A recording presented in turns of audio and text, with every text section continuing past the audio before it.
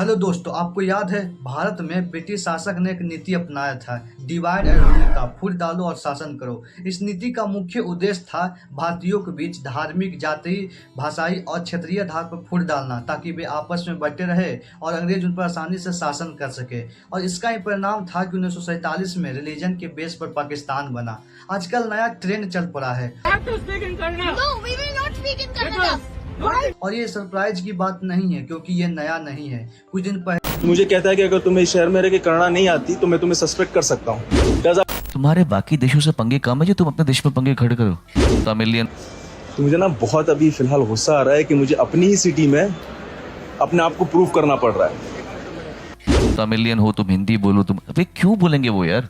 एक video viral होती है जिसमें एमएनएस के कार्यकर्ता एक दुकानदार के मालिक को थप्पड़ मारते नजर आते हैं, क्योंकि वह मराठी नहीं बोल रहे थे, हिंदी में बात कर रहे थे। और एमएनएस के कार्यकर्ता उस दुकान मराठी लैंग्वेज एक्सपेक्ट कर रहा था। ऐसे कई सारे इंसिडेंट इंटरनेट पर लैंग्वेज डिस्प्यूट का मिल जाएगा। जैसे कि कर्नाटका में एक ऑटो ड्राइवर ने महिला से इसलिए बदसलूकी करने लगा क्योंकि वह महिला कन्नड़ में ना बात करके हिंदी में बात कर रही थी।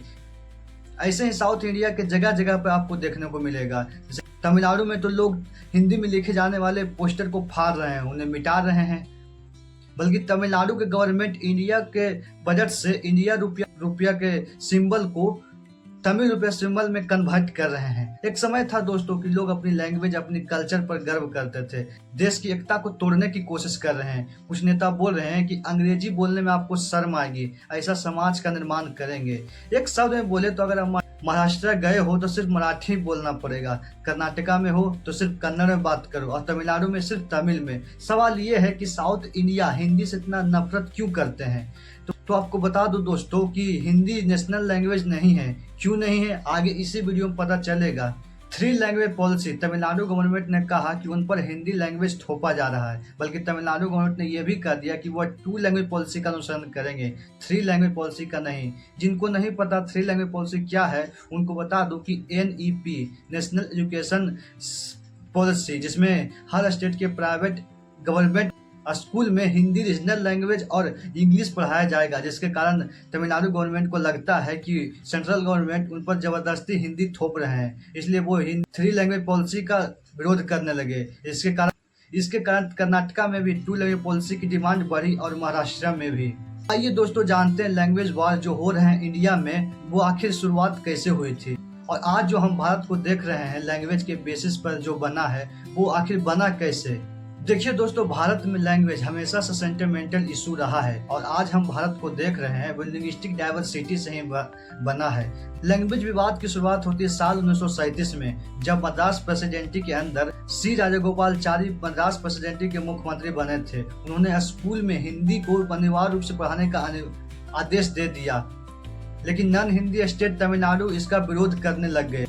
सड़कों पर प्रदर्शन, जेल यात्राएं, भाषण द्वारा विरोध किया गया। आंदोलन इतने जोरदार हुए कि गवर्नमेंट को 1940 में यह आदेश वापस लेना पड़ा। 1937 का भाषा युद्ध सिर्फ शैक्षणिक नीति का विरोध का आंदोलन नहीं था, बल्कि सांस्कृतिक पहचान और राजनीतिक चेतना का प्रतीक बन गया। फिर 1947 में भारत आजाद हुआ, तब 565 प्रिंसली स्टेट थे, जिसे एक साथ अलग अलग स्टेट बनाए गए। लेकिन बाधा यह थी कि देश में किस भाषा को प्रमोट किया जाए, क्योंकि भारत में बहुत सारी भाषाएं थी। ऐसे में एक भाषा को चुनना बहुत मुश्किल हो गया था। फिर साल आया, लोग लैंग्वेज के बेसिस पर स्टेट की डिवीजन की मांग करने लगे। साल 1948 में धर कमीशन बनाया गया और इसके धर को इस कमीशन का हेड बनाया गया। उनसे कहा गया कि लैंग्वेज के बेसिस पर हो रहे डिमांडों को उन्हें देखे, लेकिन उन्होंने साफ मना कर दिए। साल 1948 में ही JVP कमेटी बनाई गई और इसमें नेहरू, सरदार वल्लभ भाई पटेल और पटाभी सीतारमैया थे। उन्होंने भी लैंग्वेज के बेसिस पर हो रहे स्टेट की मांगों को खारिज कर दिए। ये बार बार अपोज करने के पीछे कहा जाता था कि इसके पीछे एक ही मोटिव था कि सरकार चाहती थी कि पूरे देश में हिंदी भाषा प्रमोट हो, लेकिन नॉन हिंदी स्टेट इसे अपना ही नहीं रहे थे। फिर साल आया 1953, जिसमें पहली बार भाषा के आधार पर राज्य बना, और वो था आंध्र प्रदेश। इसके बाद अलग अलग राज्य में भी डिमांड बढ़ने लगी। इसके बाद फजल अली समिति सिफारिश में रिपोर्ट प्रस्तुत किया गया, जिसमें स्टेट रीऑर्गेनाइजेशन एक्ट पारित किया गया। उसमें 14 स्टेट छो केंद्र शासित प्रदेश बनाए गए लैंग्वेज और कल्चर के बेस पे। अच्छा दोस्तों, बात करते हैं कि सरकार हिंदी को क्यों चूज करना चाहती थी। तो दोस्तों बता दें कि उस समय भारत में 40% लोग हिंदी में कम्युनिकेट करते थे और सरकार चाहती थी कि पूरे देश में हिंदी भाषा प्रमोट हो, यूनिटी बने रहे। इसलिए हिंदी को नेशनल लैंग्वेज तो नहीं बनाया गया, लेकिन 1949 में संविधान में लिखा गया कि 1965 तक भारत की ऑफिशियल लैंग्वेज हिंदी होगी और इंग्लिश भी। दरअसल दोस्तों सरकार चाहती थी कि भारत में हिंदी लैंग्वेज प्रमोट हो और इंग्लिश धीरे धीरे समाप्त हो जाओ, लेकिन ये आइडिया काम नहीं आई क्योंकि नॉन हिंदी स्टेट लोग इसका खूब विरोध करने लगे। साउथ इंडिया हिंदी से इतना नफरत करते थे कि वो कहते थे कि वो इंग्लिश बोल लेंगे लेकिन हिंदी नहीं। It helps you. So transactional जो आप सुनते होंगे, ऑटो वाला ने इतना मांगा, अरे भाई आप उसकी भाषा बोलो, वो कम ट्रांजैक्शनल, इट डज हेल्प। देखा दोस्तों, लोग लैंग्वेज को लेकर कितना भावुक होते हैं। लैंग्वेज बस एक लैंग्वेज ही नहीं बल्कि उनकी कल्चर को जोड़ता है, उनकी स्थानीय परंपराओं का प्रतीक माना जाता है और वो चाहते हैं कि अदर स्टेट से आए हुए लोग उनकी लैंग्वेज को रिस्पेक्ट दें। उनके साथ उन्हीं की लोकल लैंग्वेज में बात करते हो तो उन्हें अपनापन महसूस होता है। लेकिन यहाँ तो वही बात हो गई कि आप अपनी भाषा को जबरदस्ती थोप नहीं सकते, करने पर अपने ही भाषा पर शक करते हो। कोई नहीं सीखता, कोई नहीं बात करता। और मैं एज अ लोकल मैं आपको बता सकती हूँ, आप बात करके देख लीजिए, सबसे पूछिए कितने साल से क्या सीख। प्यार से सिखाना होगा जीशा जी, ऐसे गुस्से से भाषा कोई नहीं सिखाता। गुस्से से नहीं, पर अपने आप कर्तव्य बनता है कि दोस्तों कि हम हर चीज को ईगो में न ले। अगर वहाँ आप शिफ्ट होने गए हैं तो धीरे धीरे उनकी लैंग्वेज को सीख जाएं ताकि लोकल लोगों से आसानी से कम्युनिकेट कर सके और उन्हें भी कोई प्रॉब्लम ना हो।